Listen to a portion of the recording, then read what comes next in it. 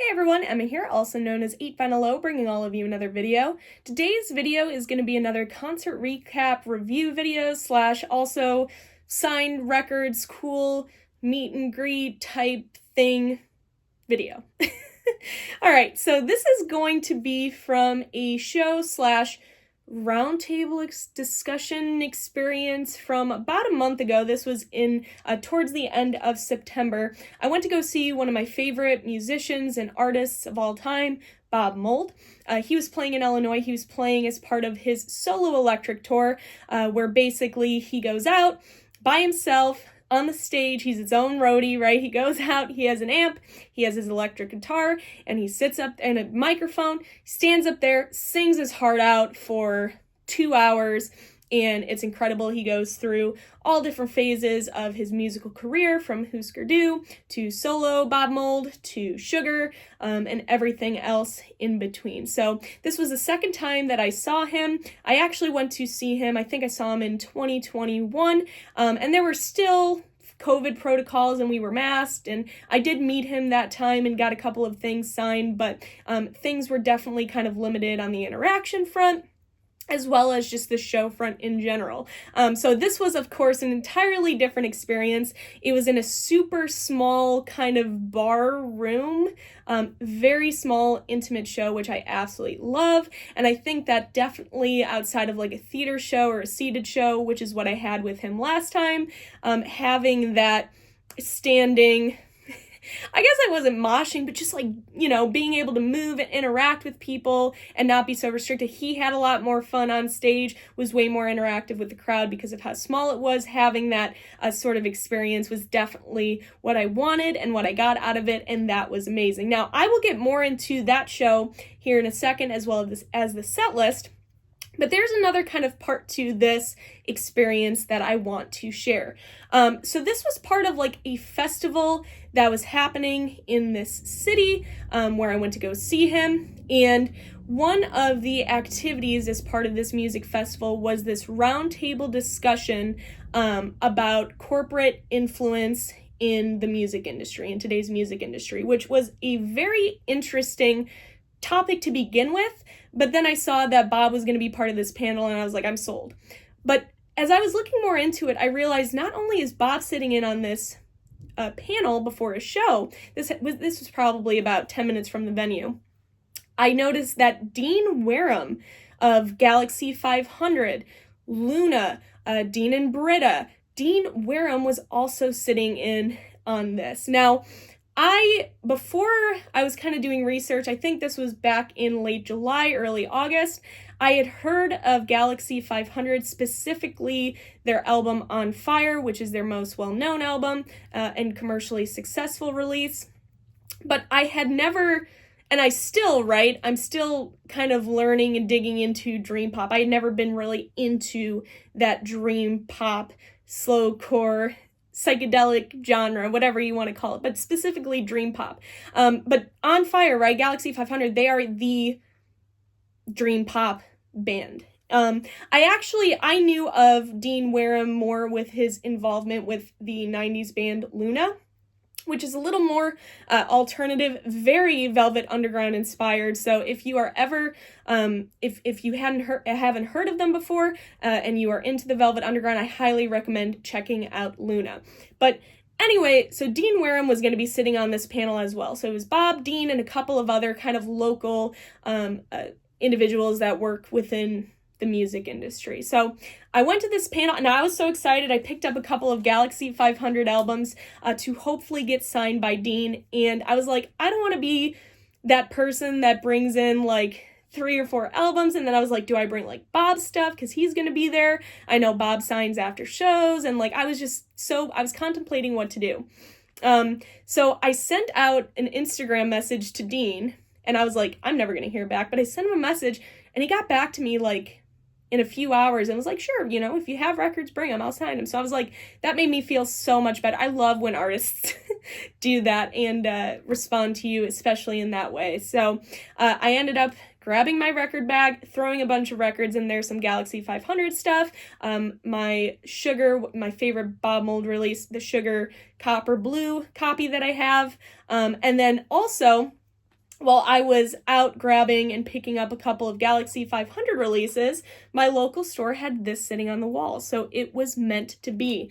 And that is Husker Du's 45 7-inch release of 8 Miles High, and as you can see, it is signed, so I'm getting ahead of this story, but I ended up picking this up, and I was like, you know what, 8-vinyl-low, that is a Cheap Trick song, or a play off of a Cheap Trick song called 8 Miles Low off of their 97 self-titled release, which then, of course, is played off of 8 Miles High. So I'm like, I'm kind of connected to this song. 8 Miles High, I have that deep kind of personal connection with as 8-vinyl-low. So I'm like, I'm going to bring this because I always loved Husker Du's version of this song anyway. So I brought a stack of records, went to this panel. The discussion, it probably went on for about an hour and a half. It was so insightful. They had so many wonderful things to say, all of them. And I'll post pictures and stuff from that. I hope that they do eventually on YouTube post maybe a video of that panel. I don't know if anyone was really recording. It wasn't really well attended. There weren't a lot of people there, which was surprising, but it was very insightful. And I actually learned a lot from that. So after the panel gets done, Dean is off to the side. I walk up to him, introduce myself. We talk a little bit. He couldn't have been kinder. Took a picture, and he very graciously signed my 2 Galaxie 500 albums. So I did get Galaxie 500 on fire. And he does sign the back. That has always been a thing, I think, with Dean. So he signed the back of On Fire for me. And then I also now, again, On Fire is probably their most, it is their most commercially successful release. I actually really like their debut album, which is Today. This came out in 1988, I believe. Galaxie 500 Today. I tend to, I've been gravitating towards this one a little bit more than On Fire, but On Fire is fabulous.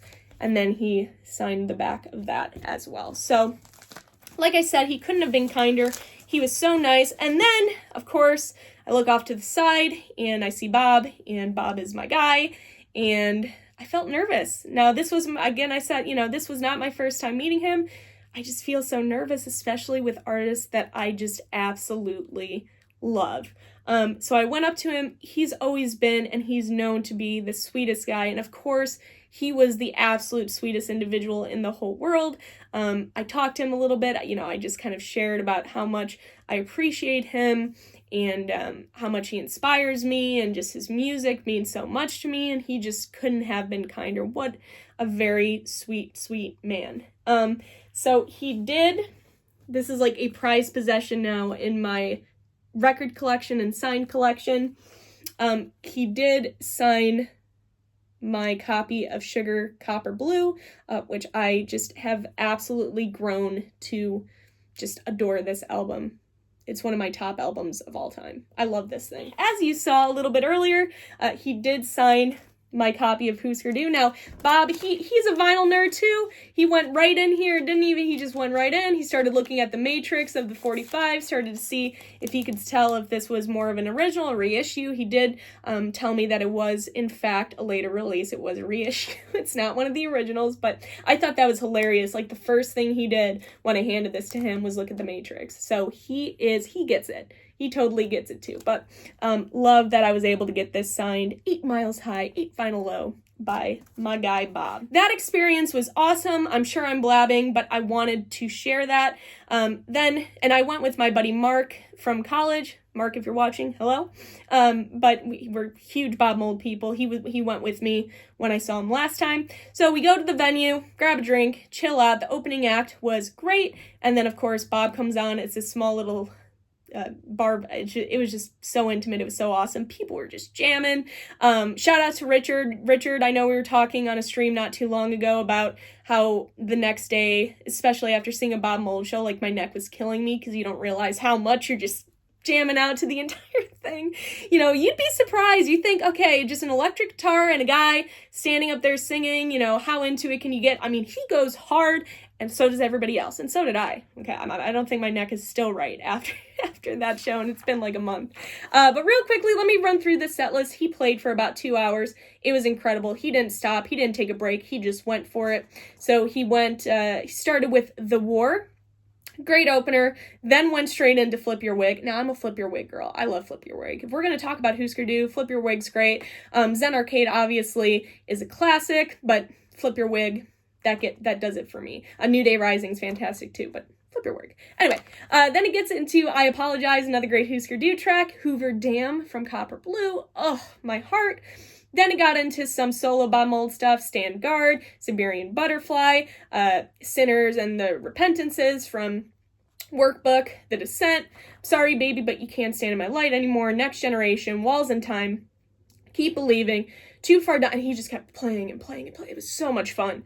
Hardly Getting Over It. Then he brought out Celebrated Summer, great Husker Du track that I was actually kind of surprised he played. So that was awesome. The Ocean, Daddy's Favorite, Black Confetti, Voices in My Head, and then the final song before the encore was Sugar's If I Can't Change Your Mind, which of course I screamed the lyrics to. Love it. That song means so much to me. Then he went away. There was no See a Little Light, which is surprising, and I think he's slowly been... That See a Little Light, his most well-known song, I would say, from his release Workbook. He usually plays that, but I've noticed he's been taking it out the last few months that he's been doing this Soul Electric tour. Now, I actually really do love that song, but I'm okay with the two choices that he had for the encore. He just went full hardcore on us with Husker Du. He's like, it was really funny. He's like, I don't want to do the pop shit anymore. Let's just fucking, let's just get into it. And so he did Something I Learned Today, which is great to hear from Zen Arcade. Something I Learned Today. And then he went into the most addicting song in the whole world. If you listen to this song at least twice in a row, you will be singing the lyrics for the rest of your life. And that makes no sense at all. Walking around with... Anyway, so 22 songs in 2 hours, just Bob. He nailed it. I had... just an absolute blast. I love that man. If you ever have the chance to go see Bob Mould, I highly recommend it with every fiber of my being. So if you have a Bob Mould story, Richard, tell us down below. I would love to hear it. Or Dean Weirham, the Galaxie 500 fans out there, also let me know. Outside of those 2 albums I got signed, I did pick up, now this release just came out last month. I didn't bring this to get signed because I'm like, I don't want to bring in like a billion albums and be that person. I really should have now looking back. He wouldn't have cared, right? He likes this. I think that people are listening to his music and care. But this just came out. This is Galaxie 500 Uncollected Noise, New York, 1989 to 90. The complete Uncollected Noise New York studio recordings of Galaxie 500, a chronological journey through rarities and outtakes, including never before heard songs from the start of their career to their final studio session. This is a double LP. The version that I got is the Indie 2 LP, colored vinyl on this beautiful kind of marbly blue here. So I did pick this up with the other Galaxie 500s, but I did not get that signed. But with that, everybody, that is all I have for this video. I hope that all of you are doing well, and I will see you all for my next video. Bye, guys.